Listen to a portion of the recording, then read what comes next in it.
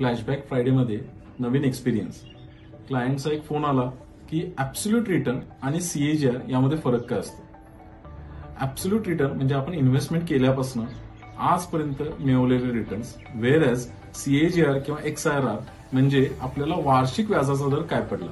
एक एक्झाम्पल घेऊन समजूया. समजा मी 1 लाख रुपये इन्व्हेस्ट केले 6 महिन्यापूर्वी आणि त्याचे आज 1,05,000 झाले, म्हणजे 5,000 रुपये मला मिळाले 6 महिन्यात. 5% हा माझा ऍब्सोल्यूट रिटर्न झाला. पण 6 महिन्यात 5% म्हणजे वर्षाला किती, तर 10% हा माझा सीएजीआर झाला. किंवा अजून एक एक्झाम्पल, 2 वर्षामध्ये माझे 1 लाखाचे 1,21,000 झाले. सो 21% हा माझा 2 वर्षाचा ऍब्सोल्यूट रिटर्न आहे. पण वार्षिक रिटर्न पडला 10% म्हणजे सीएजीआर 10%. अशा पद्धतीनं ऍब्सोल्यूट रिटर्न पेक्षा सीएजीआर हा जास्त महत्वाचा ठरतो ज्यावेळी आपण कुठल्याही पोर्टफोलिओचा अनालिसिस करतो.